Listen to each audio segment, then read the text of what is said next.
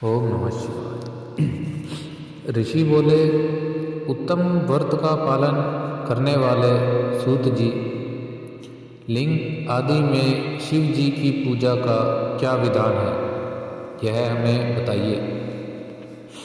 सूत जी ने कहा, द्विजों, मैं लिंगों के कर्म का वर्णन कर रहा हूँ, तुम सब लोग सुनो। यह प्रणव ही समस्त अभीष्ट वस्तुओं को देने वाला प्रथम लिंग है। उसे सूक्ष्म प्रणव रूप समझो। सूक्ष्म लिंग निष्कल होता है और स्थूल लिंग सकल।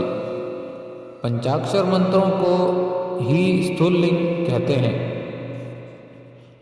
उन दोनों प्रकार के लिंगों का पूजन तप कहलाता है।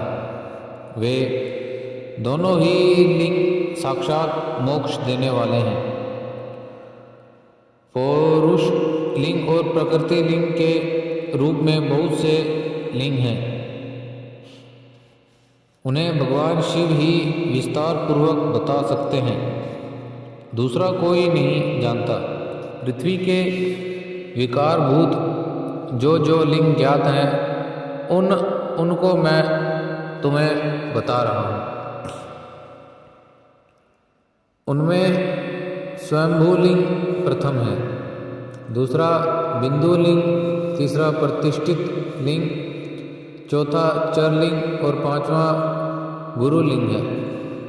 देव ऋषियों की तपस्या से संतुष्ट हो उनके समीप प्रकट होने के लिए पृथ्वी के अंतर्गत बीज रूप से व्यापक हुए भगवान शिव वृक्षों के अंकुर की भांति भूमि को भेदकर नादलिंग के रूप में व्यक्त हो जाते हैं।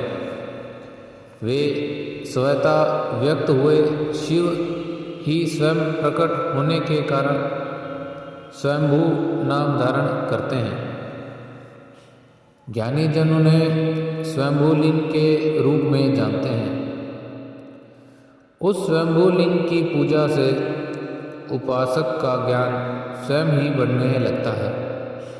सोने चांदी आदि के पत्र पर, भूमि पर अथवा वेदी पर अपने हाथ से लिखित जो शुद्ध प्रणव मंत्र रूप लिंग है, उसमें तथा मंत्र लिंग का आलेखन करके उसमें भगवान शिव की प्रतिष्ठा और आह्वान करें। ऐसा बिंदु नादमय लिंग स्थावर और जड़म दोनों ही प्रकार का होता है। इसमें शिव का दर्शन भावनामय ही है, ऐसा निस्संदेह कहा जाता है। जिसको जहाँ भगवान शंकर के प्रकट होने का विश्वास हो, उसके लिए वही प्रकट होकर वे अभीष्ट फल प्रदान करते हैं।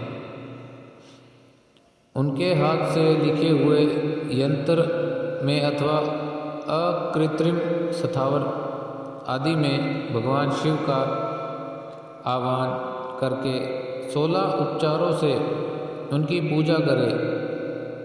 ऐसा करने से साधन स्वयं ही ऐश्वर्य को प्राप्त कर लेता है और इस साधन के अभ्यास से उसको ज्ञान भी होता है। देवताओं और ऋषियों ने आत्म सिद्ध के लिए अपने हाथ से वैदिक मंत्रों के उच्चारण पूर्वक शुद्ध मंडल में शुद्ध भावना द्वारा जिस उत्तम शिवलिंग की स्थापना की है, उसे पौरुष लिंग कहते हैं और वही प्रतिष्ठित लिंग कहलाता है। उस लिंग की पूजा करने से सदा पौरुष ऐश्वर्य की प्राप्ति होती है। महान ब्राह्मण और महाधनी राजा किसी कारीगर से शिवलिंग का निर्माण कराकर जो मंत्र पूर्वक उसकी स्थापना करते हैं, उनके द्वारा स्थापित हुआ वह लिंग भी प्रतिष्ठित लिंग कहलाता है, किंतु वह प्राकृतिक लिंग है। इसलिए प्राकृतिक ऐश्वर्य भोग को ही देने वाला होता है। जो शक्तिशाली और नित्य दोनों है उसे पौरुष कहते हैं, तथा जो दुर्बल और अनित्य होता है वह प्राकृतिक कहलाता है।